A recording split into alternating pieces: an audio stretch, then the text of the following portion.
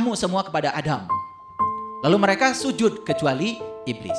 Dia berkata, apakah aku akan sujud kepada orang yang engkau ciptakan dari tanah? Nah ini. Apa sih esensi dari dialog ini? Perhatikan Bapak Ibu. Saya akan perkuat sekali lagi.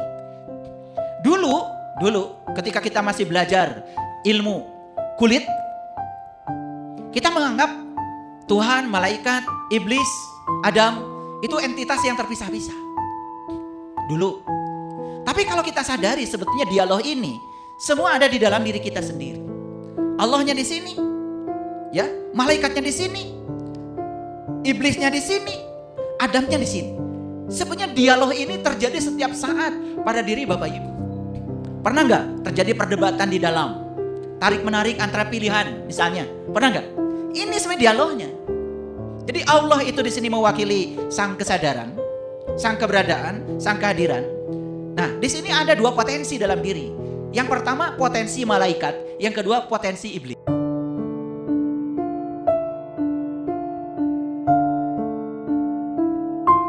Dasarnya itu Quran surat Al-Isra, surat ke-17 ayat 65. Jadi di ayat ini dikatakan, A'udzubillahi minasyaitonirrajim, bismillahirrahmanirrahim. Inna ibadi laisa laka alaihim sultan wa kafa bi rabbika wakila. Ini dasarnya, ya. Jadi Allah mengatakan inna ibadi laisa laka alaihim sultan. Sesungguhnya hamba-hambaku. Hamba siapa? Ku di situ siapa? Allah. Inna ibadi, sesungguhnya hamba-hambaku, kata Allah. Jadi yang sedang dibicarakan hamba-hamba siapa? Hamba-hamba Allah. Laisa laka alaihim sultan. Kamu tidak dapat berkuasa atas mereka. Gitu. Jadi kamu di sini sebetulnya ada ayat sebelumnya nih. Sebelum ayat 65 itu. Nanti saya akan runut ya dari ayat 61 sampai 65. Jadi kamu di sini saya bocorkan itu sedang cerita setan. Paham ya? Ya. Sesungguhnya hamba-hambaku, kata Allah, kamu nih kepada setan tidak dapat berkuasa atas mereka. Sultan itu kuasa. Jadi Allah ingin mengatakan bahwa kalau itu benar-benar hambaku, cirinya apa? Setan saja tidak bisa mengganggu dia. Clear ya? Clear. Nah sekarang sebelum saya lanjutkan ayat ini, ada pertanyaan penting dari saya. Bapak Ibu kan sudah mengerti ya? Setan. Setan itu adalah diri palsu kita. Setan itu adalah ambisi ego kita. Setan itu adalah yuwaswisu fisudur, yang suka mengganggu kesadaran kita. Lagi sadar, tiba-tiba ada yang membisik gitu. Dan kita mendengar bisikan itu, dan kita mengikuti bisikan itu, ya. Jadi setan itu sebetulnya adalah diri palsu kita. Seseorang yang sedang dikendalikan oleh pikirannya tanpa kesadaran itu syaitan. Itu wujud nyata dari setan itu begitu. Nah, ayat ini sedang mengatakan kepada kita, Allah mengatakan sesungguhnya, ini pakai sesungguhnya ya. Inna ibadi, sesungguhnya hambaku, kata Allah, laisa laka alaihim sultan. Kamu, hai syaitan, hai ambisi, hai diri palsu, hai pikiran yang tidak terkendali, begitu. Ya, tidak dapat berkuasa kepada hamba-hambaku. Nah, jadi pertanyaan saya sekarang sebelum lanjut nih, coba. Apakah syaitan suka mengganggu Bapak Ibu? Suka. Apakah syaitan suka mengganggu kesadaran Bapak Ibu? Suka. Apakah Bapak Ibu terganggu? Jawab dong. Biasa ya kalau saya mau ngajar karena metode ilmiah. Metode ilmiah itu harus berbasis masalah. Jadi yang saya kemukakan dulu itu masalah dulu. Makanya kalau ngajar itu, kalau saya berstruktur, ada pendahuluan, menyampaikan masalah, ada kegiatan inti nanti, menyelesaikan masalah. Nanti ada kegiatan penutup itu, Lalu apa pelajaran yang kita bisa ambil dari proses menyelesaikan masalah itu untuk mengubah kehidupan kita supaya lebih baik? Setidak-tidaknya tidak perlu menjadi lebih baik dari orang lain, tapi kita menjadi versi terbaik dari diri kita sendiri. Setidak-tidaknya hari ini, di hari kelahiran kita hari ini, hari baru yang Allah berikan, jauh lebih baik daripada kemarin, itu aja udah bagus. Gitu ya? Oke. Jadi sekarang saya masuk dulu kepada masalah. Apakah Bapak Ibu suka digoda oleh diri palsu? Ambisi ego? Rahwana si dasa muka? Suka? Oke. Apakah Bapak Ibu tergoda? Jawab dong. Tergoda. Sedangkan kata Allah, kalau benar-benar hamba-hambaku, kata Allah, tidak bisa. Setan itu menguasai hamba-hambaku. Jadi sekarang masalahnya jelas. Sebetulnya kita ini kalau masih tergoda oleh yuwaswisu, mau ngasih 100 juta, ada yang waswisu. Enak aja. Kegedean gitu ya. Langsung rubah jadi 1 juta.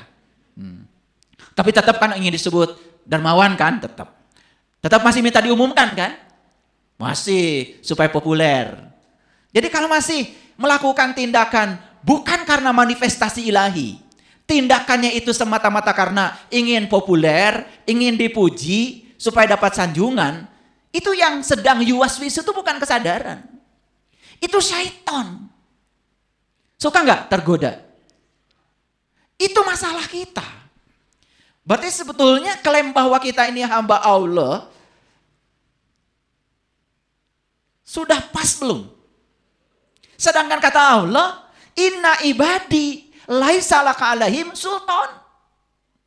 Kalau dia benar-benar hambaku, kata Allah, bahkan setan pun tidak berkuasa atas dia. Oke, kalau belum jelas mungkin dikasih contoh ya. Kasih contoh. Suka berubah nggak dengan apa kata orang tentang diri Bapak Ibu? Suka. Apakah yang dikatakan orang itu tentang kita atau tentang pendapat dia tentang kita? Kan yang dikatakan orang itu bukan tentang kita. Yang dikatakan orang itu adalah opini dia tentang kita. Apa yang dikatakan orang itu palsu atau benar? Tapi percaya nggak? Jadi kalau ada orang yang marah ketika dihina orang, masalahnya di orang yang menghina atau di Anda yang merasa terhina? Ketika Anda marah dihina orang, sebetulnya Anda itu sedang menunjukkan betapa rapuhnya diri Anda. Betapa kusutnya diri Anda. Betapa Anda belum selesai dengan diri Anda sendiri. Karena Anda masih butuh validasi dari orang. Kalau Anda itu siapa? Kalau ada orang yang tidak siap dikritik orang, sebetulnya masalahnya itu bukan pada pengkritiknya. Tetapi dia belum selesai dengan diri sendiri. Jadi kalau ada orang dikritik marah, itu karena dia belum selesai dengan dirinya sendiri. Padahal kritikan orang bukan tentang dia kan. Itu opini orang tentang dia. Itu pendapat orang. Bukan yang kenyataan yang kita alami. Karena yang paling tahu diri kita, kan diri kita sendiri. Tapi masih suka terganggu enggak Bapak Ibu? Masih. Jadi sebetulnya kita ini hamba siapa? Ini judul udah masuk belum? Saya kasih contoh lagi. Bapak Ibu, ya saya mau nanya. Mau kenyamanan, mau ketidaknyamanan? Kenyamanan? Oke. Walaupun gak benar gak apa-apa ya. Yang penting nyaman kan? Kalau kita hidup selalu ingin nyaman, padahal kenyataan hidup itu tidak bisa kita kendalikan. Dan suatu saat pasti akan mengalami ketidaknyamanan dalam hidup. Dan kita belum bisa bermitra, bersahabat dengan ketidaknyamanan. Hanya menyiapkan diri untuk bersahabat dengan kenyamanan. Coba perhatikan, saat ketidaknyamanan datang, apa yang terjadi? Menolak? Marah? Marah. Padahal ketidaknyamanan itu datang dari Allah. Padahal ketidaknyamanan itu Allah sedang menumbuhkan kita supaya kita tambah hebat, tambah kuat. Tapi kita tidak percaya pada kebijaksanaan Allah. Lebih percaya pada pikiran palsu kita. Bahkan ketidaknyamanan itu sebetulnya bukan ketidaknyamanan. Hanya penilaian pikiran kita terhadap peristiwa yang disebut ketidaknyamanan itu. Berarti sebetulnya saat kita begitu, kita ini hamba siapa? Seharusnya kalau hamba Allah dapat kenyamanan, yes. Dapat ketidaknyamanan, yes. Karena dia percaya tidak ada kejadian apapun di semesta yang di belakangnya tidak ada sang kehadiran.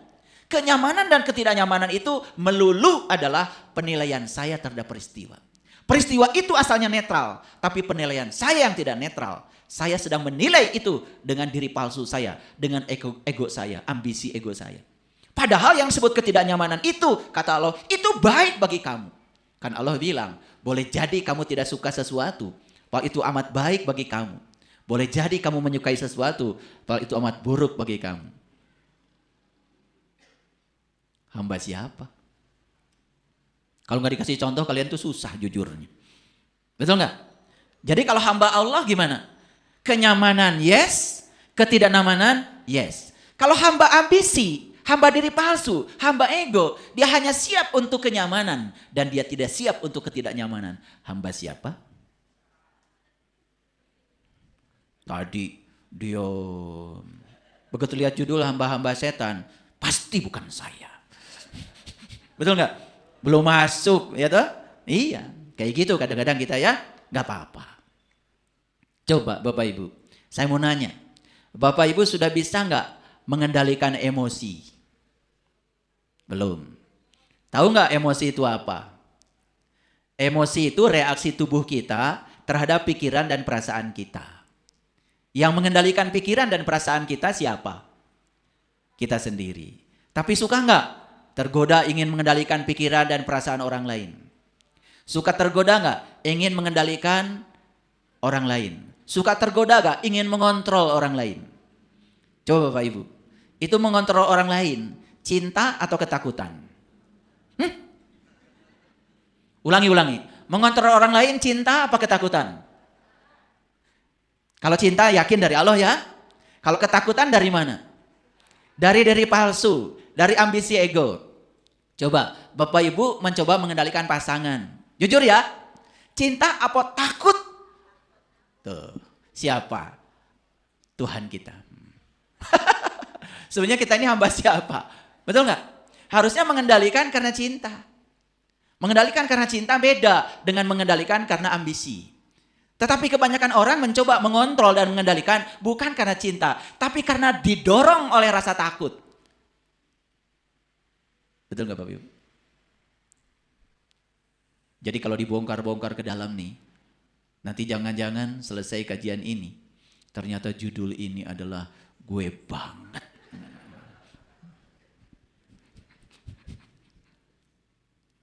Sampai sini ngerti? Suka mengendalikan emosi? Bisa mengendalikan emosi? Emosi itu reaksi. Reaksi tubuh kita terhadap pikiran dan perasaan. Dan reaksi kita terhadap situasi kan bergantung pada pemaknaan dari pikiran kita. Coba perhatikan. Kita mau menyebut orang lain sebagai guru kesabaran, kita mau menyebut orang lain sebagai musuh kita, itu kan kebebasan ada pada diri kita. Tapi kita selalu saja menganggap seolah-olah sumber masalah kita adalah orang lain, bukan kita sendiri. Sepanjang kita hidup masih seperti itu, berarti yang mengendalikan kita adalah ego, ambisi, diri palsu kita. Kita bukan hamba Allah, tapi hamba setan. Bapak Ibu, pernah gak mengatakan begini? Gak apa-apa kok, besok masih ada waktu. Pernah gak? Dari mana itu? Dari kesadaran atau dari ego? Pada pinter ya kalau ngejawab pertanyaan. Pernah gak mengatakan besok masih ada waktu? Mau ngaji? Gak usah sekarang. Besok masih ada waktu. Diajari, yuk kita belajar meniti ke dalam diri.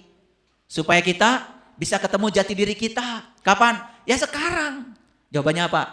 Nanti aja kalau sudah pensiun. Ada gak Bapak Ibu yang mengatakan begitu? Ada apa banyak?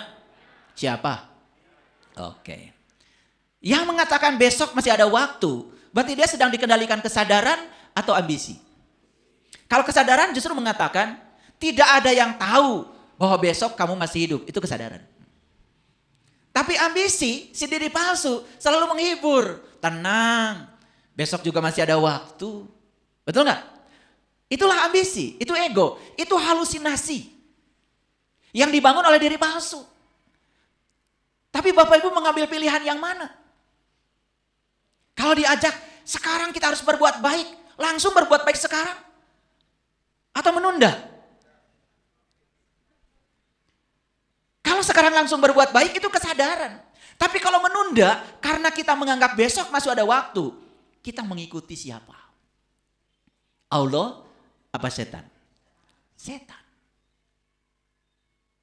Makanya kebohongan terbesar manusia adalah tentang waktu. Kebohongan terbesar manusia adalah saat dia mengatakan besok masih ada waktu. Itu kebohongan terbesar. Apa yang terjadi? Masih ingat gak ayat yang kemarin saya bahas? Menunggu, menunda, itu bukan dari Allah. Makanya kenapa Nabi Muhammad mengajarkan kepada umatnya, kalian kalau ingin sempurna hidup, rangkulah kematian. Belajar merangkul kematian. Kenapa? Karena tidak ada yang tahu kapan dia mati, maka dia waspada. Dia selalu melakukan sesuatu dengan waspada. Karena saya takut besok tidak ada waktu. Makanya begitu ada peluang melakukan kebaikan, dia melakukannya sekarang, bukan besok. Paham Bapak Ibu? Kenapa Rasulullah mengajarkan bahwa kematian itu harus dirangkul? Karena kita pasti mati. Sekarang saya mau nanya Bapak Ibu, kalau Bapak Ibu mati, meninggalkan amal, membawa amal.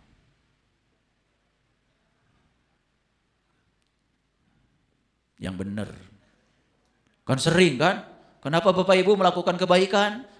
Untuk bawa bekal. Kan gitu kan? Bekal ke akhirat katanya begitu. Coba jujur ya. Orang mati itu membawa amal, meninggalkan amal. Mana yang bagus Bapak Ibu? Orang mati itu gak bawa apa-apa. Ada gak? Orang mati bawa segala. Ada gak? Gak ada. Asalnya dari Allah gak bawa apa-apa. Allah berharap kalian pulang kepada Allah. Gak usah bawa apa-apa. Tapi sudah meninggalkan apa-apa. Makanya banyak orang yang terjebak angan-angan kosong. Contoh. Ini angan-angan kosong nih. Saya jelaskan. Ada hadis Nabi yang mengatakan bahwa yang pertama akan dihisab oleh Allah itu sholat. Kalau bagus sholatnya, bagus amalnya. Kan begitu. Kalau buruk sholatnya, buruk amalnya. Apa yang Bapak Ibu pikirkan tentang hadis itu? Oh nanti, entah di mana, akan ditanya satu-satu. Sholatmu berapa rakaat? Tepat waktu tidak? Berjamaah apa tidak? Sopnya lurus tidak? Rapat tidak? Gitu. Padahal sudah jelas di Quran. Indikator orang sukses sholatnya, dia tidak pernah melakukan perbuatan keji dan munkar. Makanya yang akan dihisab, pertama kali ada sholat. Betul. Bagaimana cara menghisabnya? Nanti apa sekarang? Ya sekarang, hisab itu bahasa Arab, bahasa kerennya itu evaluasi. Coba Bapak Ibu, kalau evaluasinya di akhir, bisa nggak memperbaiki diri? Nggak bisa kan? Tapi kalau evaluasinya sekarang, bisa nggak memperbaiki diri? Evaluasi itu tujuannya supaya kita memperbaiki diri. Jadi kalau evaluasinya di akhir nggak ada kesempatan, tapi kalau evaluasinya sekarang ada kesempatan. Siapa yang menghisabnya? Ya Anda, bukan Allah. Saya sudah sholat. Tapi saya masih bohong, ya hisab. Kenapa begitu? Saya sudah sholat tapi nyakitin orang, hisab. Sekarang. Sehingga kita bisa melakukan evaluasi sekarang. Dan kita bisa melakukan perubahan. Kapan? Karena hidup itu sekarang Bapak Ibu. Di sini saat ini, bukan nanti. Dan yang mengatakan besok masih ada waktu. Kan bukan ngikutin Allah. Kan ngikutin setan. Karena Allah itu selalu mengajarkan di sini, saat ini, sekarang. Coba saya mau nanya Bapak Ibu. Bapak Ibu bernapas besok apa sekarang? Bapak Ibu bernapas setahun yang lalu? Kapan? Kalau gitu hidup kapan? Nah itu aja sederhana kok. Betul, nggak usah pusing-pusing, belajar kesadaran. Siap merangkul kematian. Apa pelajaran dari leluhur kita tentang kematian? Pelajarannya adalah anggaplah hari ini adalah hari terakhir saya hidup di sini. Tidak boleh lagi ada orang yang tersakiti oleh saya. Tidak boleh ada orang yang berkurang kebahagiaan bertemu saya. Tidak boleh lagi ada orang yang terluka oleh kata-kata saya. Maka orang yang merangkul kematian setiap saat akan selalu menjaga agar dia selalu menjadi sumber kebahagiaan bagi siapapun. Kapan? Sekarang. Bapak Ibu, kalau kita melakukan suatu tindakan, ada yang namanya proses, ada yang namanya hasil. Jujur ya, Bapak Ibu terikat pada proses, menikmati proses, atau terikat pada hasil? Hamba siapa? Ini saya kasih tahu. Yang terikat pada hasil, ya, dan dia melupakan proses, dia terjebak oleh angan-angan kosong. Ada nggak orang yang ingin bahagia, tetapi sekarang dia tidak bahagia? Kata-katanya juga begini, nanti kalau saya sudah punya rumah bagus, saya pasti bahagia. Akan bahagia nggak orang ini? Akan mencapai nggak rumah bagus? Tidak. Karena menurut hukum tarik-menarik, begitu dia mengatakan, nanti kalau saya punya rumah bagus, saya akan bahagia. Berarti faktanya sekarang dia tidak bahagia. Like attracts like, ketidakbahagiaan menarik kebahagiaan. Makanya leluhur kita, orang-orang suci, orang-orang bijak mengatakan, satu-satunya jalan meraih kebahagiaan adalah kebahagiaan. Coba, orang yang bahagia sekarang, walaupun rumahnya belum bagus, yakin rumahnya tambah bagus? Tapi orang yang menunggu rumah bagus untuk bahagia, selamanya dia akan menunggu. Rumah bagus hanya angan-angan. Dia terjebak angan-angan kosong. Setan gak Bapak Ibu itu? Jadi hamba siapa kita itu? Coba Bapak Ibu. Bapak Ibu menikmati hidup gak? Menikmati. Memikirkan hasilnya seperti apa? Tidak. Yang jelas kita punya prinsip. Kalau hari ini kita berbuat baik, pasti besok akan lebih baik. Kalau hari ini kita beramal soleh, pasti besok tidak mungkin. Karena tidak ada hukum alam semesta yang mengatakan kalau kamu berbuat baik kamu akan dapat keburukan. Hukum alam semesta, semua kebaikan akan menghasilkan kebaikan. Dan semua keburukan akan menghasilkan keburukan. Dan itu akan kembali pada dirimu sendiri.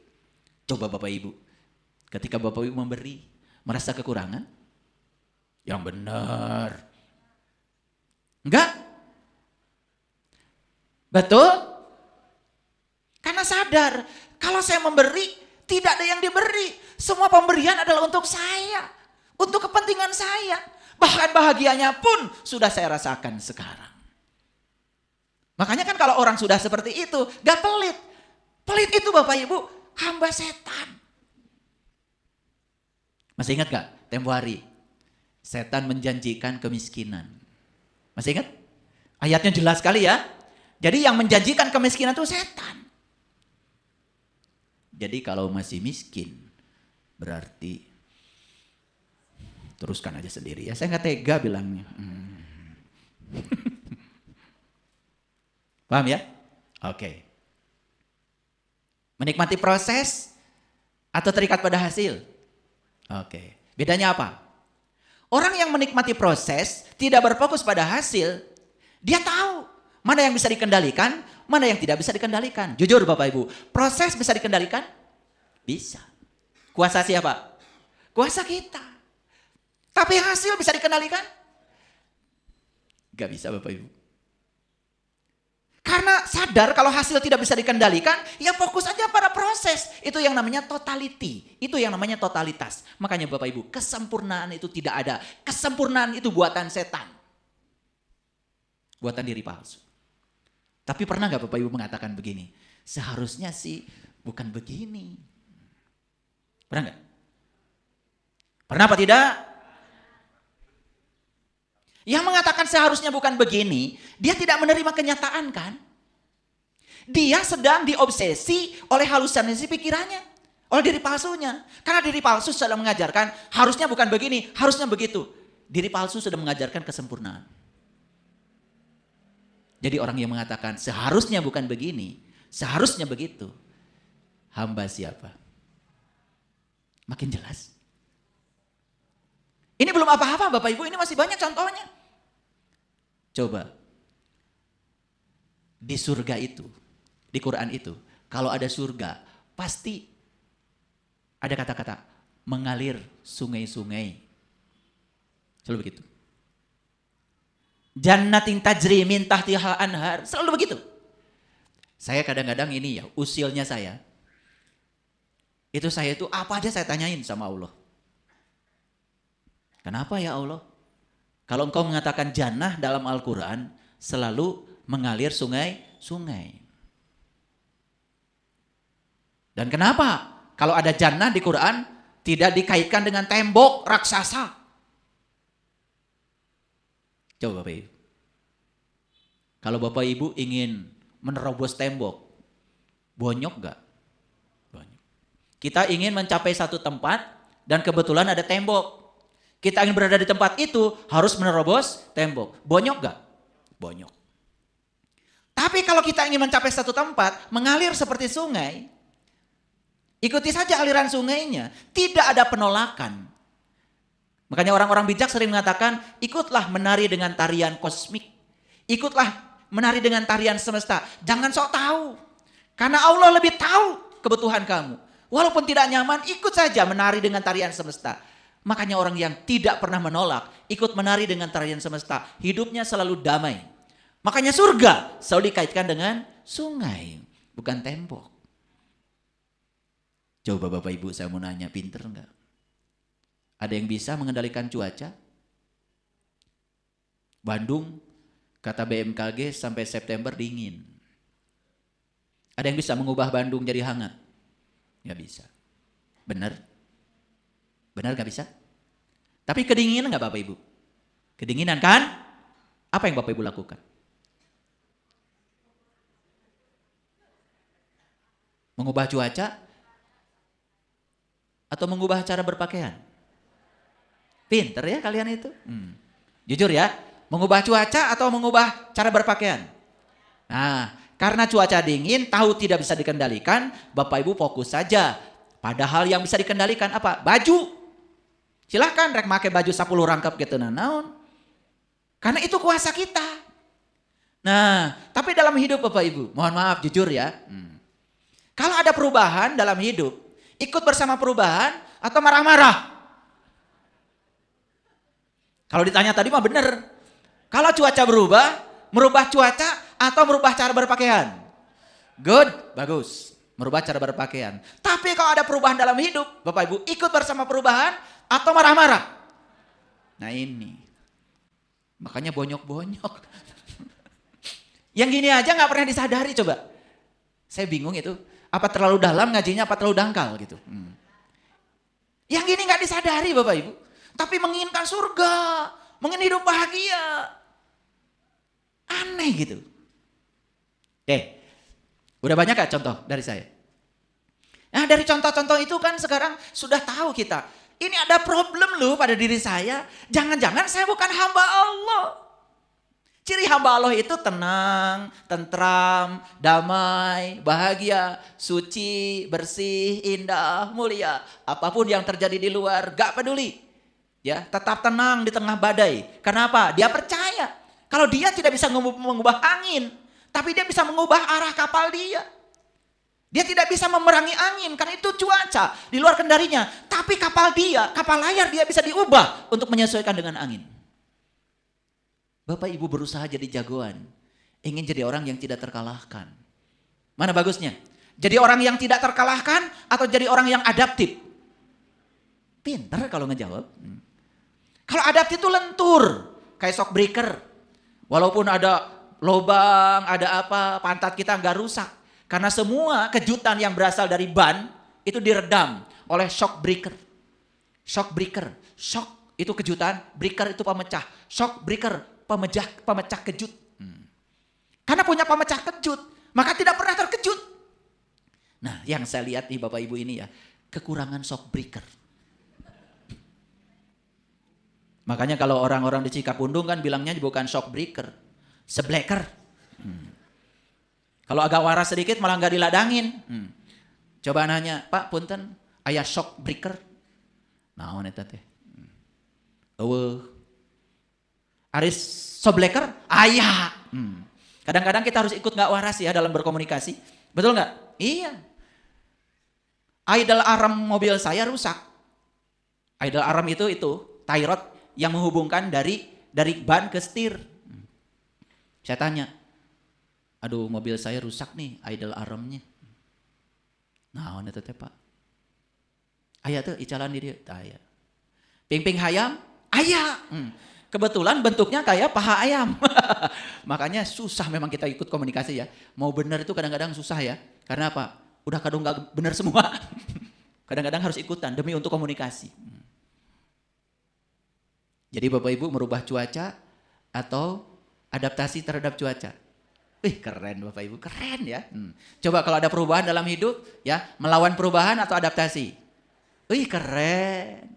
Kalau pasangan berpisah, perubahan bukan Bapak Ibu? Siap nggak? Ini contohnya lebih real lagi nih. Atau pasangan, ya karena pastikan suatu saat akan berpisah dengan kita. Dipisahkan oleh kematian. Siap nggak Bapak Ibu? Katanya tadi mau adaptif terhadap perubahan. Dahayangna riung mempulung wae, betul nggak? Ya pengennya seumur-umur aja ngumpul. Padahal perubahan itu hukum alam Bapak Ibu. Bahkan segala sesuatu bukan hanya berubah, bahkan akan berakhir. Nah, jadi kita ini selama ini bukan menyiapkan diri menjadi manusia adaptif terhadap perubahan, tapi menyiapkan diri menjadi manusia yang hanya siap untuk menerima yang disebut kenyamanan. Itu semua berasal dari diri palsu. Itulah sumber-sumber penderitaan. Jadi kalau dirinci lebih dalam, sebetulnya kita ini hamba Allah atau hamba-hamba setan. Ini masalahnya Bapak Ibu. Tapi kita semuanya nyaris tidak pernah sadar. Karena merasa sudah pakai baju tertentu. Idgombiguna lancar. Idgombilaguna lancar. Suaranya melengking. Ritual setiap hari tidak ada yang lewat. Walaupun gak ngerti, kayak robot. Ritual agama dilakoni, bohong dilakoni, nyakitin orang dilakoni, budaya korupsi jalan. Mengerikan ya. Itu gara-gara hisapnya nanti katanya. Hisab tuh sekarang Bapak Ibu. Makanya kan urutannya hari kebangkitan dulu baru yaumil hisab. Karena apa? Muhasabah dan evaluasi diri hanya milik mereka yang sudah bangkit kesadarannya. Yang belum bangkit hari ini tidak pernah bisa menghisab dirinya. Merasa paling alim, merasa paling hebat, merasa paling top, merasa paling tahu. Makanya sulit dinasehati. Ciri setan itu, dia itu tidak tahu. Tapi dia tidak tahu. Kalau dia tidak tahu, sok tahu. Diberitahu tidak mau tahu. Kalau bicara, seperti yang paling tahu. Padahal dia itu tidak tahu. Cuma dia tidak tahu. Bahwa dia tidak tahu. Taeta setan. Bungkelekan.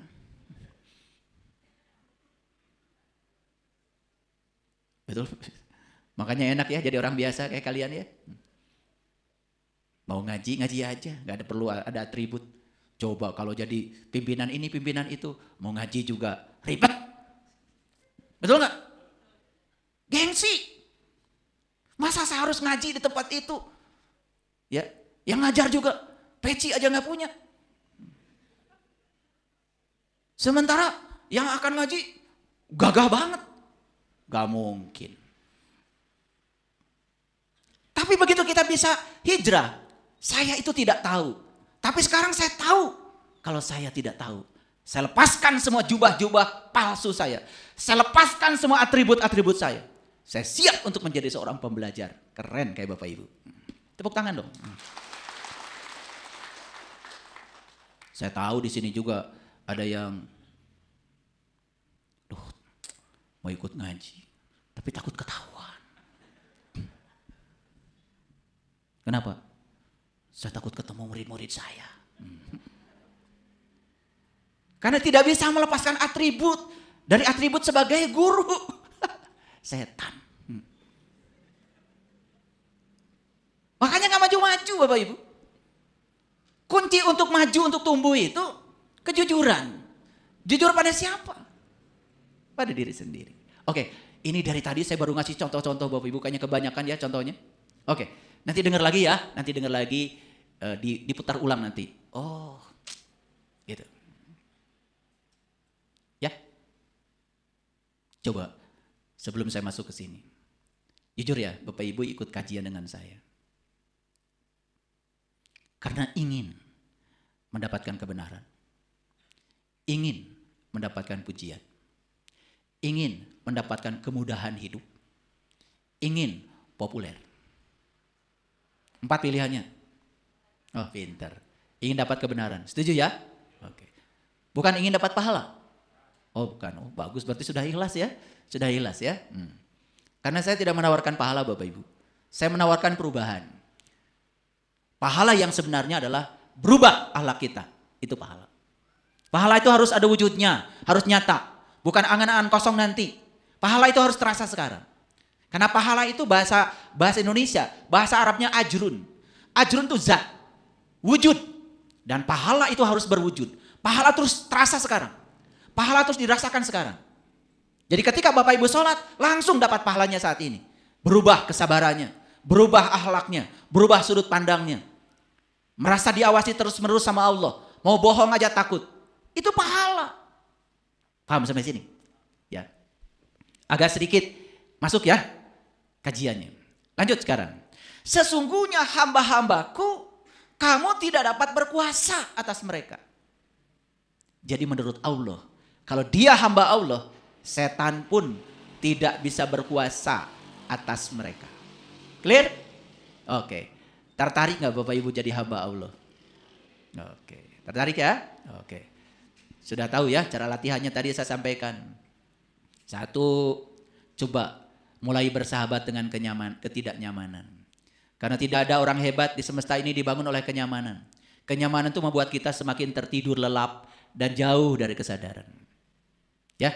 Yang kedua, coba mulai belajar mengendalikan reaksi kita terhadap segala situasi yang disebut dengan emosi.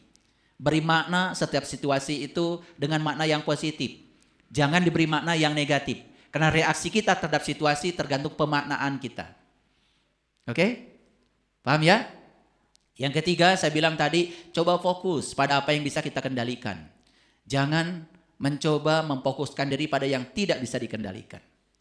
Yang keempat Bapak Ibu, jangan pernah menyangka bahwa segala peristiwa eksternal yang terjadi sebagai bentuk dari ketidakadilan. Justru keadilan itu bukan pada peristiwa di luar diri kita. Keadilan itu cara kita memandang semua peristiwa. Kalau Bapak Ibu memandang keadilan dan ketidakadilan, menurut versi Bapak Ibu, selalu akan merasa yang di luar itu ketidakadilan. Orang marah ketidakadilan, orang jahat ketidakadilan, orang nyakitin kita ketidakadilan. Coba sekarang, pandang semua dari sudut pandang kita. Bapak Ibu akan melihat keadilan. Itu adalah keadilan Allah. Karena Allah sedang menguatkan kita. Ya, selanjutnya coba belajar berfokus pada proses. Jangan terikat pada hasil. Selanjutnya Bapak Ibu melatih diri untuk fokus pada kebenaran. Sekalipun tidak nyaman.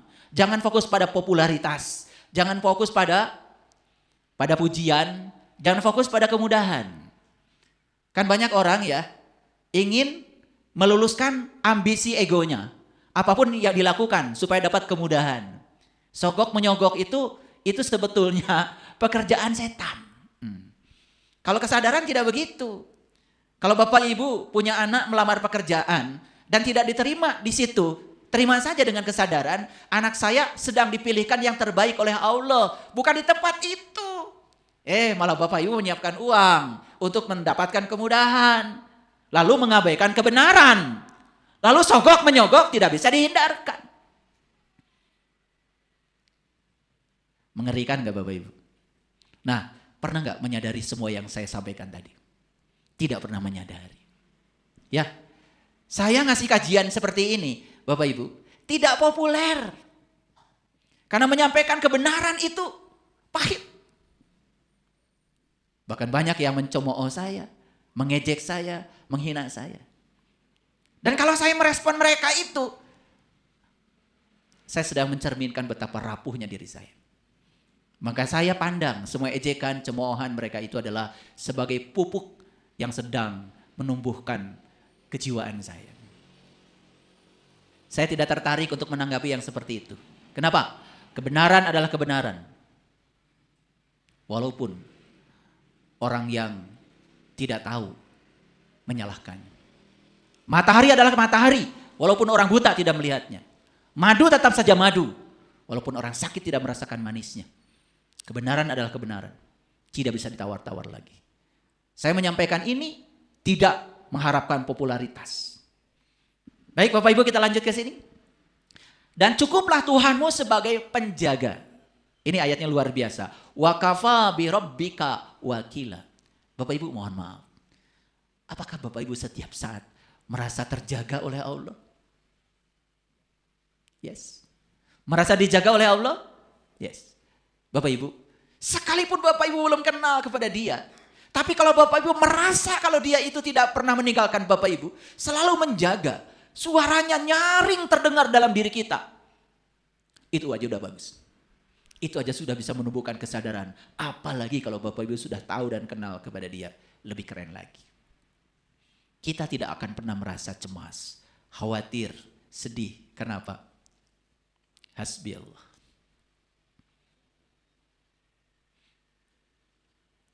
Tapi kata-kata itu bukan kata-kata yang harus diulang-ulang di mulut kita. Kata-kata harus menjelma sebagai sikap. Hasbi Allah.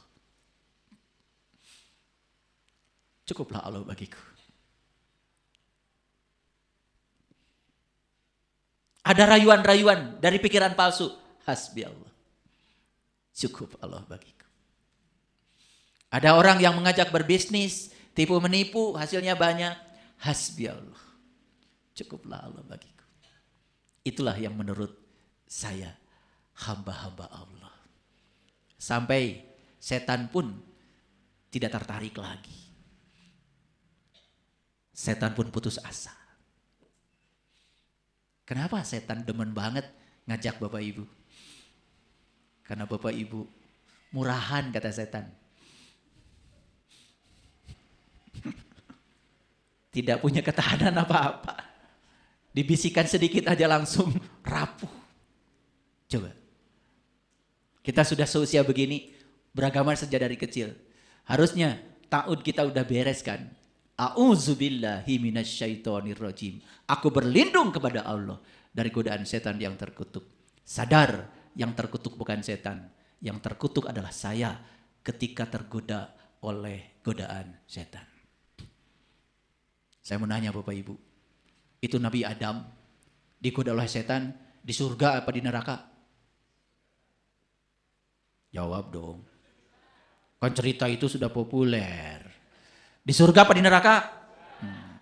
Berarti waktu di surga Nabi Adam sama-sama siapa?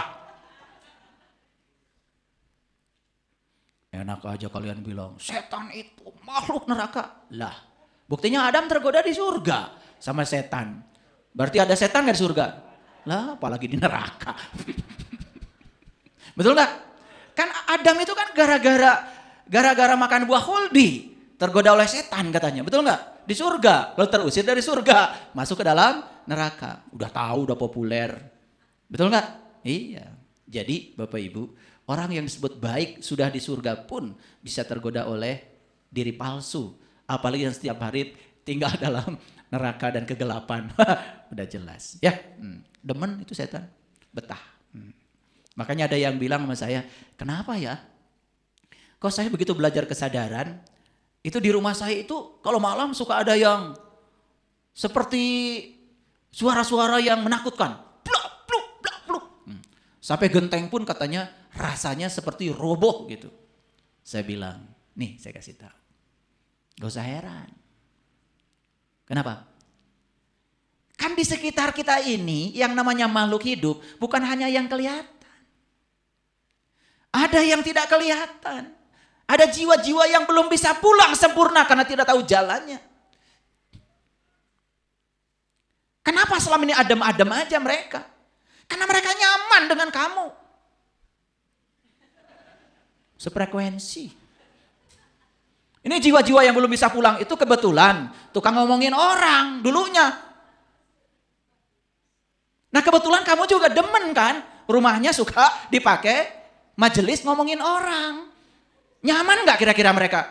Nyaman. Terima kasih, kamu sudah sefrekuensi dengan saya. Resonansi terus. Nah begitu kamu berubah, mulai sekarang saya stop gak ngomongin orang lagi. Rumah saya akan dihiasi dengan kata-kata yang selalu menguatkan. Oke, kan berubah tuh frekuensinya. Makanya malam-malam blak blik blak blik. Kenapa? Mereka bilang, selamat tinggal. Saya mau cari yang sefrekuensi dengan saya. Gitu, pasti pindah rumah. Makanya Bapak Ibu pernah gak masuk ke rumah seseorang, kerasa energinya itu gak nyaman? Itu energi. Energi itu. Ya. Di ruang tamu saya selalu menguji energi ruang tamu saya. Dengan apa? Dengan bunga anggrek. Jadi saya tahu bunga anggrek itu 2 bulan, 3 bulan gak layu. Kalau di situ yang dibicarakan hal-hal yang baik. Tapi kalau di situ yang dibicarakan mungkin ada kemarahan sedikit saja, itu bunga anggrek layu. Jadi saya menggunakan indikator bunga aja. Kalau dia gak layu-layu, berarti nih, jadi gampang Bapak Ibu ya, nanti pulang ke rumah. Kalau beli bunga anggrek kemahalan, udah nanam apa aja. Kalau layu, cekcok. Cekcok itu membuat bunga aja gak betah. Tapi ruh-ruh yang dulu tukang cekcok betah juga di situ. Ada teman. Makanya jangan heran ya, begitu kita berubah dari makhluk gelap menjadi makhluk cahaya, semua makhluk-makhluk yang gelap, yang tidak sefrekuensi lagi dengan kita, tidak akan tinggal di rumah kita lagi. Rumah kita lebih positif. Percaya sama saya, ini energi, ini sains. Saya bukan cerita ilmu perdukunan. Saya bisa melihat sekarang di sini, tapi saya melihat energi. Dan saya bisa merasakannya. Bukan karena saya punya ilmu kesaktian. Bukan. Bahkan mohon maaf ya, kalau sholat saja, itu suka banyak yang ikut tuh. Banyak yang ikut. Jiwa-jiwa yang belum bisa pulang minta didoakan. Mereka tuh bukan nakut-nakutin kita. Minta tolong. Cuman karena kitanya setting otaknya udah salah dari kecil, dikiranya itu adalah hantu yang nakut-nakutin. Hantu itu minta tolong. Hantu itu bukan nakut-nakutin kamu. Takut sama kamu sebetulnya. Tahu gak hantu yang takut sama kamu? Itu hantu yang perbuatannya tidak lebih buruk dari perbuatan kamu. Jadi kalau hantu ini belum bisa pulang, itu nggak ada hantu semua, itu jiwa-jiwa yang belum bisa pulang. Cuman kebetulan kalau dibanding-banding kelakuannya tidak lebih buruk daripada kamu. Nah itu hantu itu takut sama kamu sebetulnya. Ya, itu saya kasih tahu ya, ini sains. Makanya dalam konsep energi semua terjelaskan Bapak Ibu. Baik ya, kita akan masuk pada Al-Isra 61. Ini Al-Isra 61 ini tidak akan terlalu jauh saya membahasnya karena ini dialog ini sudah saya jelaskan berulang-ulang di kajian YouTube saya. Perhatikan ya. Wa idz qulna lil malaikati isjudu li adama fasajadu illa iblis. Ya, qala asjudu liman khalaqta tinan. Dan ingatlah tatkala kami berfirman kepada para malaikat. Siapa kami di situ? Allah. Ya, berbicara kepada para malaikat. Sujudlah kamu semua kepada Adam. Lalu mereka sujud kecuali iblis. Dia berkata, apakah aku akan sujud kepada orang yang engkau ciptakan dari tanah? Nah ini. Apa sih esensi dari dialog ini? Perhatikan Bapak Ibu. Saya akan perkuat sekali lagi. Dulu ketika kita masih belajar ilmu kulit, kita menganggap Tuhan, malaikat, iblis, Adam itu entitas yang terpisah-pisah. Dulu. Tapi kalau kita sadari sebetulnya dialog ini semua ada di dalam diri kita sendiri. Allahnya di sini, ya, malaikatnya di sini, iblisnya di sini, Adamnya di sini. Sebenarnya dialog ini terjadi setiap saat pada diri Bapak Ibu. Pernah nggak terjadi perdebatan di dalam? Tarik menarik antara pilihan misalnya. Pernah nggak? Ini sebenarnya dialognya. Jadi Allah itu di sini mewakili sang kesadaran, sang keberadaan, sang kehadiran. Nah, di sini ada 2 potensi dalam diri. Yang pertama potensi malaikat, yang kedua potensi iblis. Nah, iblis dengan setan ya kakak beradik lah. Perhatikan saya semuanya. Jadi dalam diri kita ada 2 potensi Bapak Ibu. Ada potensi malaikat, ada potensi iblis. Coba. Nah, ketika potensi yang sedang berbicara dalam diri kita adalah potensi yang menyatakan sami'na wa ta'na pada kesadaran, itu namanya potensi malaikat. Clear? Makanya sami'na wa ta'na itu Bapak Ibu bukan kepada manusia, bukan kepada ustadz, bukan pada guru, bukan pada kiai, bukan pada ulama. Sami'na wa ta'na itu kepada sang kebenaran yang ada dalam diri. Nah, kan malaikat itu digambarkan dengan sesuatu yang selalu tunduk. Paham ya? Ketika dari dalam sang kesadaran bilang A, kemudian tidak pernah ada penolakan di sini dan mengatakan sami'na wa ta'na pada A, itu yang sedang berbicara dalam diri kita adalah potensi malaikat. Clear? Clear? Nah, ketika sang kesadaran bilang A, dalam diri kita ada tawar-menawar. Kali aja bagusnya B. Nah, potensi yang sedang melawan sang kesadaran itulah yang disebut dengan iblis. Ikut yang mana Bapak Ibu? Malaikat atau iblis? Kan jelas di sini kan? Kalau malaikat sujud, kalau iblis kan membangkang. Jadi ketika sang kesadaran bilang A, lalu Bapak Ibu bilang yes A, tidak ada pikir itu ini lagi. Itu yang sedang beroperasi pada diri kita adalah potensi malaikat. Karena kalau Bapak Ibu cuma cerita dulu Allah, malaikat, Adam, iblis, terus cerita itu, terus apa aspek pragmatisnya buat kita? Kan gak ada. Sedangkan Quran itu kan petunjuk. Coba sekarang Bapak Ibu, ketika dibawa ke sini, terasa gak manfaatnya? Yuk sekarang, mau yang mana sami'na wa ta'na? Yang mana? Malaikat, iblis? Malaikat. Rasakan Bapak Ibu, ketika dari dalam bilang Bapak Ibu tidak pikir panjang langsung sami'na wa ta'na. Yes Allah, saya ikut bersamamu. Bapak Ibu kan merasakan kedamaian yang luar biasa. Pernah gak begitu? Pernah sih Bapak Ibu, pernah. Sekali-kali. Tapi begitu kata kesadaran A, kemudian di sini ada tawar-menawar, malah memilih B, menciptakan pilihan yang baru. Dan ternyata pilihan itu membawa malapetaka dalam kehidupan Bapak Ibu. Apa yang terjadi? Ada penyesalan? Ada siksaan batin? Ada? Ada ketidaktenangan? Ada. Itulah ketika kita menggunakan potensi iblis. Paham? Oke. Nah, makanya digambarkan di sini, iblis itu tidak mau sami'na wa ta'na kepada sang kesadaran, cuman masalah apa? Masalah luar, penyakit kulit. Kan yang dimasalahkan itu cuma karena Adam katanya diciptakan dari tanah. Ini simbolisasinya begini. Bapak Ibu mohon maaf. Banyak gak yang suka memperkarakan kulit? Banyak? Ya. Saya tidak bisa menghormati Anda karena Anda beda keyakinan dengan saya. Kulit? Kulit.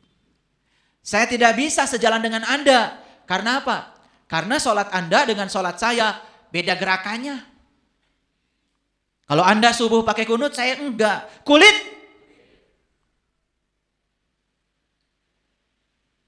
Saya tidak mau memberi pada Anda. Karena Anda dengan saya beda keyakinan.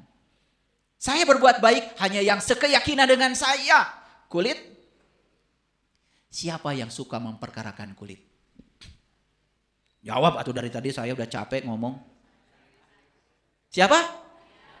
Kok saya? Aduh kalian ini. Nah ini penting kalian itu tes IQ. Kan sudah dijelaskan tadi. Ulangi lagi. Malaikat itu sami'na wa ta'na sama sang kesadaran. Kalau iblis ya disuruh sujud pada Adam membangkang. Tidak mau sujud pada Adam. Kenapa? Yang diperkarakan oleh iblis itu adalah kulit luar. Karena Adam katanya diciptakan dari tanah. Sedangkan dia diciptakan dari api. Dia pikir api lebih mulia dari tanah. Itu aja yang diperkarakan oleh iblis. Kulit. Paham sekarang? Jadi yang suka memperkarakan kulit. Siapa? Nah itu. Harus kayak gini ngaji. Udah keluar dulu urat leher saya baru ngerti. Kalian ngerjain saya. Jadi kalau kita mau berbuat kebaikan saja, masih mikir, oh dia teman, ini lawan, kulit. Kalian mau ngasih kebaikan pada orang lain, Diperhatikan dulu. Oh, dia kalau suaminya dari luar kota, boleh ngasih nggak sama saya ya? Wah, yang ini suka ngasih nih. Yang ini nggak pernah ngasih nih. Jadi mau berbuat baik saja banyak pertimbangan. Kulit bukan? Yang suka begitu itu siapa? Jadi iblis itu siapa? Harus begitu kayaknya pertanyaannya. Makin jelas. Tuh. Jadi kalau Quran itu diterapkan di sini secara pragmatis, terasa nggak manfaatnya Bapak Ibu? Bapak Ibu selama ini ngaji ayat ini selalu dulu. Betul nggak? Jadi Quran tuh kalau nggak dulu ya nanti. Terus hidup itu kapan? Makanya nggak kebagian apa-apa sekarang, cuma kebagian cerita. Sekarang sadari, kesadaran di sini. Allah kan mengatakan aku bersamamu lebih dekat daripada urat nadi lehermu. Kita dikasih kebebasan, mau ikut Allah, malaikat. Mau menentang Allah, iblis. Paham? Nah, terus Adamnya yang mana? Adam itu disebut awal manusia. Yang mana Adam? Saat kita lahir ke dunia, itulah Adam, awal manusia. Yang belum memakan buah huldi. Yang belum ada program-program eksternal yang masuk di alam bawah sadarnya. Bapak Ibu jujur. Dulu Bapak Ibu gak punya apa-apa kan? Betul? Damai gak Bapak Ibu? Takut kehilangan apa-apa enggak waktu itu? Enggak. Sejak kapan Bapak Ibu enggak damai? Ketika punya apa-apa dan merasa itu milik Bapak Ibu. Kan mulai saat itu Bapak Ibu tuh mulai menderita. Dulu belum berkeluarga, aman. Tapi setelah punya pasangan, jadi enggak damai. Betul enggak? Lagi di mana? Sama siapa? Lagi makan siang. Coba video call. Iblis.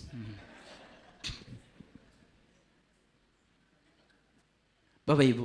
Dulu Bapak Ibu nggak tahu apa-apa kan? Damai? Setelah tahu apa-apa, jadi menghakimi. Menilai. Ini baik, ini buruk. Ya toh? Ini senang, tidak senang. Bahkan ada orang lain yang tidak dikenal pun dibahas. Dengan pengetahuannya sendiri. Makanya kalau saya ngikutin Imam Asy-Syafi'i aja. Imam Asy-Syafi'i mengatakan begini. Saya bisa berdebat dan berhujah dengan 10 orang yang berilmu. Dan saya bisa mengalahkan mereka. Tapi saya langsung kalah kalau berdebat dengan orang bodoh. Tahu pesan Imam Asy-Syafi'i? Berbicara dengan orang bodoh itu. Gak usah banyak-banyak. Kasihan belum pernah pintar. Jadi Imam Asy-Syafi'i kalahnya sama siapa? Sama orang bodoh. Padahal beliau itu bisa mengalahkan 10 orang yang berilmu. Orang bodoh itu ngomong belum selesai, ininya udah keluar. Orang bodoh itu ngomong belum beres, matanya sudah keluar. Orang bodoh itu otaknya belum jalan, mulutnya sudah nyerocos. Betul nggak? Makanya orang bodoh itu kalau diem, kelihatan bodohnya. Apalagi kalau bicara. Betul nggak? Iya. Makanya Imam Asy-Syafi'i itu hanya kalah sama orang bodoh.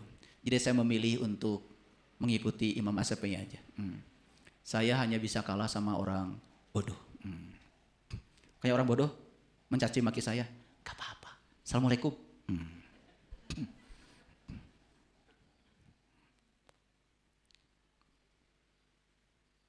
Sampai sini ngerti? Jadi Adam itu dulu gak tahu apa-apa. Coba, begitu sudah masuk berbagai macam pengetahuan pada Adam, buah holdi masuk pada Adam. Adam itu kok jadi gampang tersinggungan. Karena sudah ada pengetahuan. Benar salah, baik buruk, menghakimi. Betul nggak? Bahkan membahas orang lain dengan pengetahuan dangkalnya. Jadi mana ibu bapak? Mending punya pengetahuan, mending tidak? Pilih. Padahal pengetahuan itu kan dasarnya kebenaran. Betul nggak? Nih saya kasih tahu. Kita ini harus punya pengetahuan. Tetapi bukan untuk menghakimi orang lain. Bukan untuk membahas orang lain. Tapi pengetahuan untuk menumbuhkan diri pribadi kita agar menjadi keren. Gitu. Paham? Iya. Dulu Adam punya jabatan nggak Bapak Ibu? RT, RW, lurah, camat, presiden, menteri, direktur. Susah nggak Adam waktu itu? Enggak. Tapi setelah punya jabatan, jadi menderita Adam. Baru dilantik kemarin udah mikirin periode berikutnya. Padahal 5 tahun juga janjinya belum selesai. Betul Pak Bapak Ibu? Nah itu namanya Adam yang sudah terkontaminasi. Terlalu banyak makan buah kholdi. Maka Adam terusir dari dalam surga. Masuk ke dalam neraka. Kira-kira ini Adam banyak ngikutin malaikat atau banyak ngikutin iblis? Gitu, paham ya? Sudah tahu Adam sekarang? Tahu. Di mana sekarang Adam? Di surga apa di neraka? Nah, kenapa terusir dari surga? Makan buah huldi. Buah huldi itu Bapak Ibu, wujud nyatanya adalah program yang diinputkan di alam bawah sadar kita. Sehingga kita sering bereaksi negatif. Karena sudah ada pengetahuan. Dulu sebelum ada pengetahuan, kalian tidak pernah bereaksi apa-apa. Betul nggak?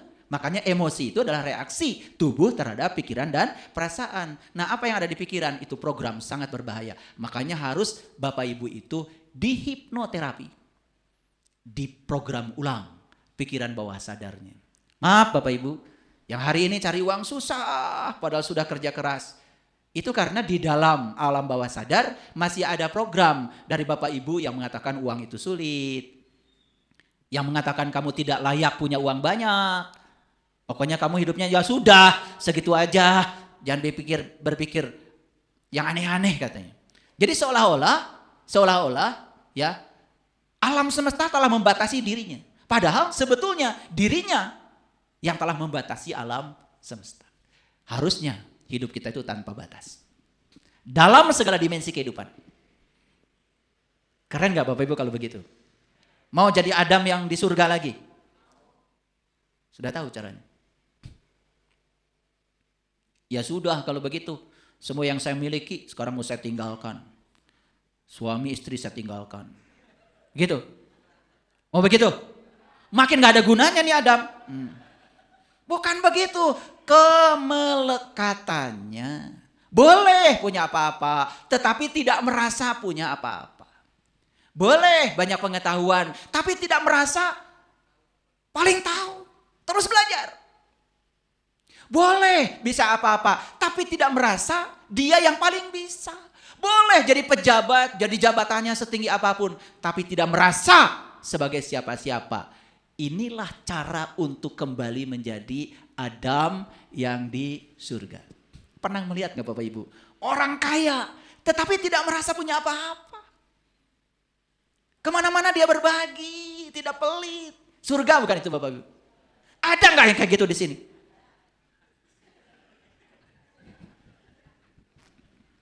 Pengetahuannya luas tetapi tidak pernah menyalahkan orang lain. Tidak pernah merendahkan orang lain. Ada kejadian. Ada orang rental mobil.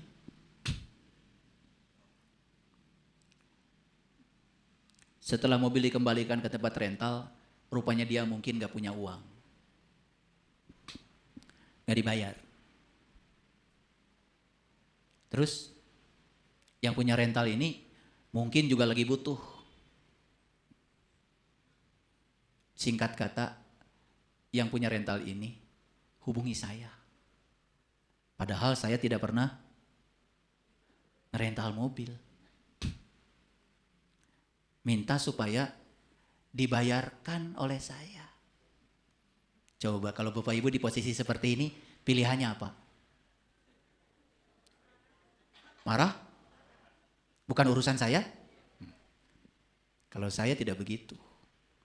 Saya berpikir dia melakukan ini mungkin karena saking kepepet perlu mobil, gak punya uang. Yang rental ini pun kenapa ke saya?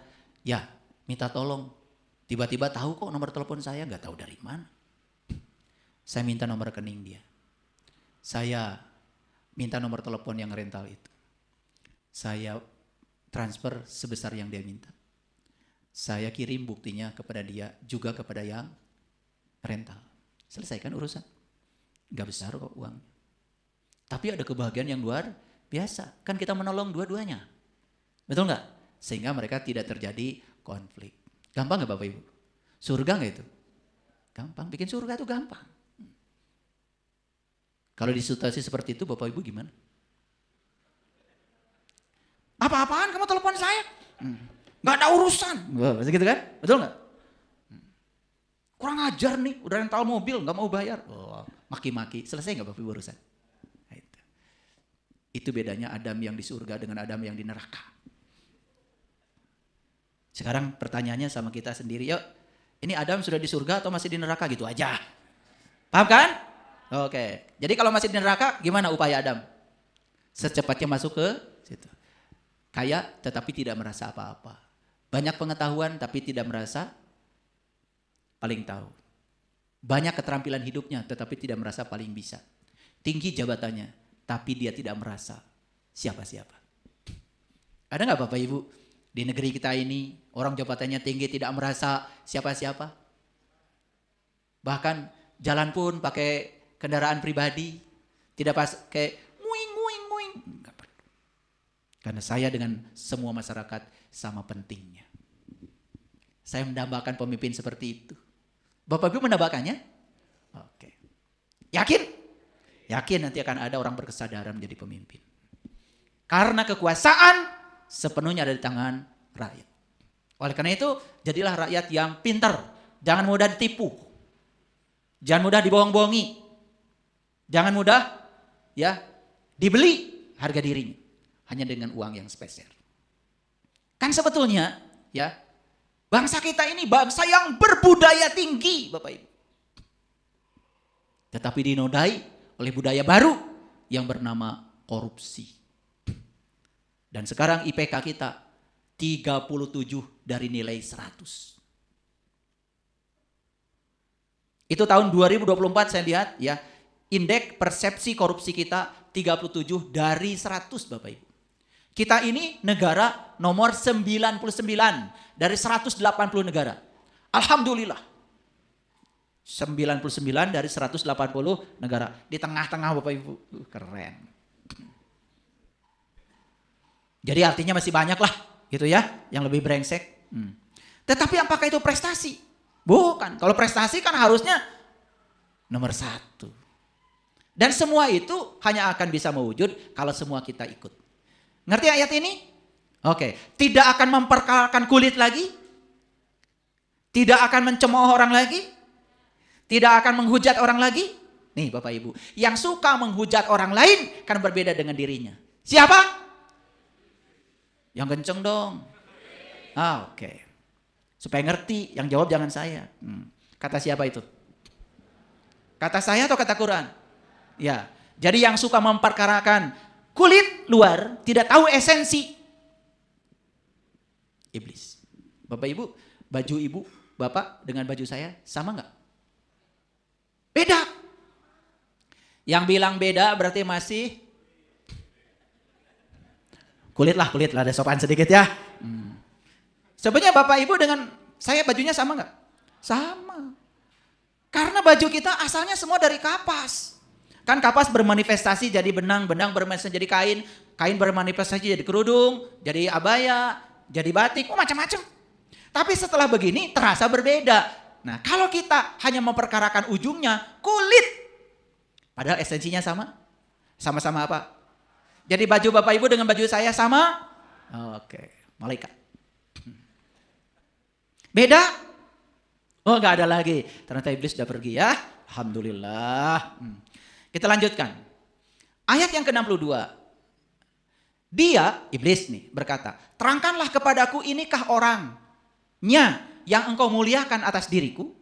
Sesungguhnya jika engkau memberi tangguh kepadaku sampai hari kebangkitan, niscaya benar-benar akan aku sesatkan keturunannya. Kecuali sebagian kecil. Lihat sekarang saya. Lihat saya semua Bapak Ibu. Ini saya kasih warna beda. Lihat ya. Sesungguhnya jika engkau memberi tangguh kepadaku sampai hari kebangkitan. Bapak Ibu di otaknya pasti hari kebangkitan, lagi-lagi hari kiamat. Lagi-lagi hari hancurnya alam semesta ini. Gak ngerti saya. Kiamat itu kan bangkit bukan hancur. Jadi sampai kapan nih iblis ini akan bisa menggoda Adam? Sampai hari kebangkitan. Ketika Adam sudah bangkit kesadarannya, sadar kalau Adam sekarang tinggal di neraka, dan kemudian Adam kembali ke surga, seperti sedia kala. Itulah hari kebangkitan. Jadi hari kebangkitan itu adalah hari di mana Bapak Ibu tahu jati diri Bapak Ibu semua. Dan kembali ke situ. Wah, keren Bapak Ibu. Kalau sudah kembali ke situ, tidak berkuasa lagi iblis. Karena iblis pun sudah diberi tangguh cuman sampai hari kebangkitan. Paham? Jadi artinya siapa saja yang sudah bangkit kesadarannya, sulit lagi untuk tergoda oleh iblis. Kapan hari kebangkitan Bapak Ibu? Kapan? Hari di mana Bapak Ibu sadar. Kapan? Mau bangkit sekarang? Kalau mau bangkit sekarang pun iblis mulai memperhitungkan. Jangan main-main lagi sama orang-orang ini. Sudah bangkit kesadaran. Kita tidak akan bisa lagi menggoda mereka. Karena waktu tangguh kita cuman sampai hari kebangkitan. Masuk akal? Dulu Bapak Ibu memahami hari kebangkitan kapan? Jaga. Makanya Bapak Ibu sararewe ayeuna ya, jaga bangkit na oge. Padahal bangkit itu kapan? Summa ba'asna mim ba'di mautikum la'allakum tashkurun. Kemudian aku bangkitkan kamu dari kematian kesadaranmu dan kini kamu menjadi orang-orang yang bersyukur. Sekarang atau syukur mah. Betul enggak? Iya. Keren. Bapak Ibu, banyak gak orang yang rajin melakukan ibadah tetapi kelakuannya enggak karu-karuan? Banyak apa banyak sekali? Kenapa? Malah jadi sombong karena ibadahnya. Merasa paling soleh, paling suci. Habis wudhu aja semua harus menyingkir. Awas.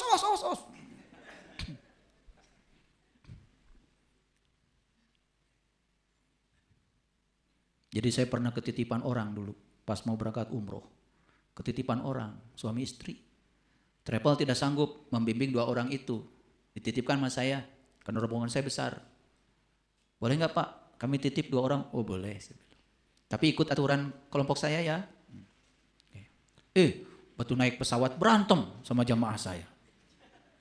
Saya samperin, kenapa ini? Udah diingetin tadi. Kenapa ibu kenapa? Marah luar biasa. Habis katanya saya udah wudhu. Tadi bapak ini nyenggol. Mau naik pesawat, bukan nyenggol atuh. Kesenggol kali. Enggak nyenggol. Ya udah ibu wudhu lagi. Kan di pesawat juga ada. Ya tapi saya tadi udah sempurna wudhunya waktu di bandara. Ya udah gini. Wudhu aja sebisanya biar ibu tenang. Dalam batin saya, ntar di Mekah. Begitu mulai tawaf, saya bilang, ibu sama bapak ini jangan jauh-jauh dari saya. Jadi begitu jalan, saya injak, cek. Wudhu. Datang, jauh kan, Masjidil Haram sekarang jauh kan, dari tempat tawaf, jauh banget itu. Wudhunya pengen sempurna pasti di sana kan. Tapi kalau orang yang ngerti kan menggunakan fasilitas yang namanya tayamum bisa. Tapi kan pengen sempurna. Datang, terengah-engah lari. Kita udah berapa putaran. Begitu mulai lagi. Wudhu lagi. Kita udah sa'i, wudhu aja terus. Bisa kebayang Bapak Ibu ya. Betapa ruwetnya ya. Agama kalau dipahaminya jadi keliru. Ya kan? Gitu. Jadi bersentuhan seperti itu aja sudah sebegitu dianggap luar biasa gitu. Padahal kita nyentuh orang dengan pikiran kita, dengan pikiran kotor kita. Ya, fitnah yang kita lontarkan pada orang. Sentuhannya lebih kejam itu. Betul Bapak Ibu? Gitu enggak? Gitu enggak? Sampai kapan katanya setan itu berkuasa? Yuk sekarang tentukan oleh Bapak Ibu. Saya tidak akan bekerja sama lagi dengan setan. Maka hari ini saya akan bangkit kesadaran saya. Saya tidak mau ditipu oleh diri palsu saya lagi. Saya akan sami'na wa ta'na kepada sang kesadaran. Saya mau jadi Adam yang di surga, bukan Adam yang terjatuh ke dalam neraka. Ih, keren Bapak Ibu. Indonesia bisa maju kalau orangnya gini semua. Kalau belajar agamanya gini semua nih, praktis, langsung diterapkan dalam hidup. Keren. Ya. Saya yakin ya hari ini ya banyak yang dengar. Tadi pagi saya bicara dengan seorang jenderal dari TNI yang baru naik pangkat. Beliau mengatakan pada saya, ternyata semakin tidak mengejar, semakin mengalir, malah jabatan datang tanpa harus menyakiti siapapun. Bapak keren, saya bilang. Setelah saya menerapkan pelajaran dari saya, katanya beliau, saya merasakan keberkahan datang bertubi-tubi, bahkan tanpa disangka. Keren. Inilah yang disebut dengan surga itu mengalir sungai-sungai. Bukan tembok, tidak melawan siapa-siapa, tidak menghancurkan siapa-siapa, tidak menyakiti siapa-siapa.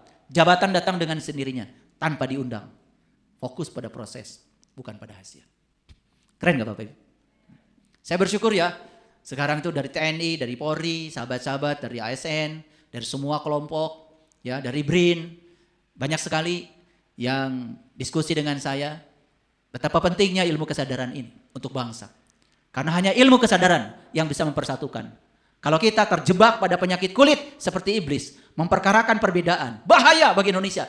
Karena Indonesia ini Bhinneka Tunggal Ika. Setuju Bapak Ibu? Oke. Jadi ini apa? Oh, udah lupa lagi. Ini apa? Kapas. Sama baju sana dengan baju Bapak Ibu? Sama. Itu esensi. Yes. Tuhan berfirman, pergilah.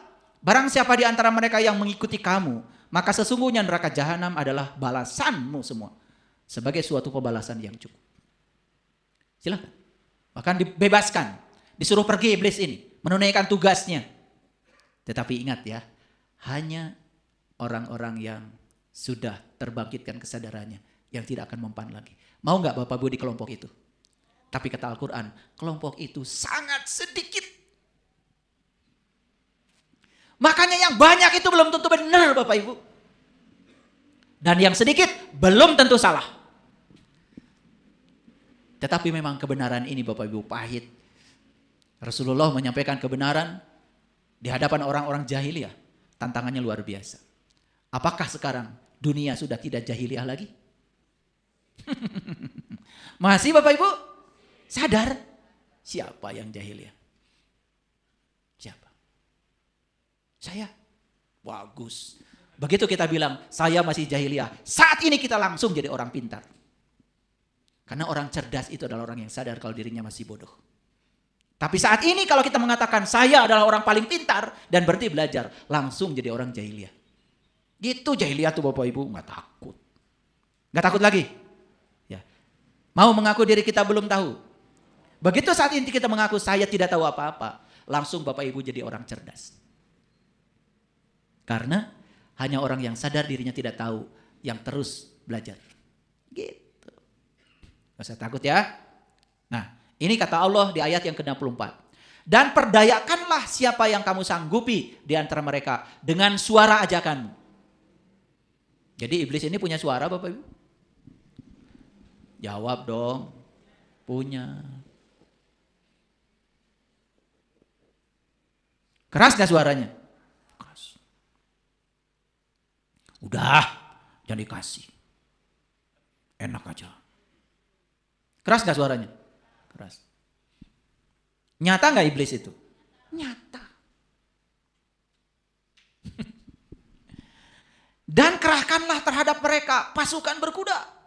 Dan pasukanmu yang berjalan kaki. Berserikatlah dengan mereka pada harta dan anak-anak. Dan beri janjilah mereka. Memang tugasnya itu Bapak Ibu. Iblis itu ngasih janji-janji kosong. Tapi percaya ya. Tahu nggak kenapa banyak orang yang percaya pada janji-janji kosong iblis? Kenapa? Karena orang yang seperti itu juga sama dengan iblis. Masih terjebak angan-angan kosong. yang nyata tidak percaya. Bapak Ibu, mohon maaf. Apakah Allah, coba lihat kiri kanan, lihat kiri kanan, lihat kiri kanan. Apakah Allah ada pada diri yang Bapak Ibu lihat kiri kanan? Ada? Apakah Allah ada pada saya? Apakah Allah ada pada Bapak ini? Pada Mas ini? Ada. Jadi coba sekarang, belajar melihat Allah pada semua orang. Nyata gak itu? Nah kita aneh. Allah yang gaib terus saja disembah-sembah. Tapi Allah yang nyata kita sakiti. Padahal semua yang nyata, kata Allah sendiri, adalah manifestasi ilahi dari dirinya sendiri. Makanya kalau orang yang sadar, saya tidak berani lagi menyakiti orang lain. Karena saya melihat Allah pada diri mereka. Karena Allah bersama mereka. Kalau itu Bapak Ibu disadari aja, damai dunia ini. Ya. Nah, ini yang saya kasih warna. Dan tidak ada yang dijanjikan oleh syaitan kepada mereka melainkan tipuan belaka. Lalu masuklah ayat yang ke-65 yang sudah saya munculkan di awal tadi. Sesungguhnya hamba-hambaku, kamu tidak dapat berkuasa atas mereka. Dan cukuplah Tuhanmu sebagai penjaga. Kesimpulan. Jadi kalau kita masih tergoda oleh diri palsu kita, bisikan ambisi ego kita, itu bahwa kita belum sepenuhnya menjadi hamba-hamba Allah. Berarti kita masih terkadang menjadi hamba-hamba setan. Itu Bapak Ibu kajian. Udah masuk sekarang semuanya? Jadi kira-kira judul hari ini cocok gak buat Bapak Ibu? Cocok ya. Padahal tadi waktu lihat judulnya ya, kayaknya ini buat orang lain. Betul gak? Hamba-hamba setan, sembarangan. Saya hamba Allah. Betul gak? Iya. Jadi sekarang kita sudah sadar. Tidak apa-apa kita saat ini menyadari kalau saat ini kita masih sering tergoda oleh godaan-godaan syaitan. Diri palsu kita, ambisi ego kita, rahwana, si dasar muka pada diri kita, no problem. Karena apa? Belajar spiritual tidak usah bergerak cepat. Yang penting bergerak maju. Setuju? Tidak usah one day one judge. Apalagi cuma bahasa nggak ngerti isinya. Sekarang satu hari satu ayat saja, tetapi ayatnya menghunjam ke dalam diri. Membuka rahasia diri. Menjadi petunjuk bagi diri. Tidak usah bergerak cepat, tapi bergerak maju terus menerus. Tidak usah kita menjadi yang terbaik dibandingkan orang lain. Menjadi versi terbaik dari diri kita sendiri. Saya yakin Bapak Ibu, saya sudah mengalaminya sendiri. Ketika kita sudah kembali lagi kepada Adam yang semula. Persis seperti saat kita datang ke dunia ini. Nyaris tanpa upaya, segala berkah datang. Seperti bayi datang ke dunia ini. Tidak minta baju baru, ada baju baru. Tidak minta susu, ada susu. Tidak minta bubur, ada bubur. Tanpa upaya, semua berkah datang. Dan itu bukan omon-omon. Itu semua bisa dibuktikan dalam hidup kita. Terima kasih. Assalamualaikum warahmatullahi wabarakatuh.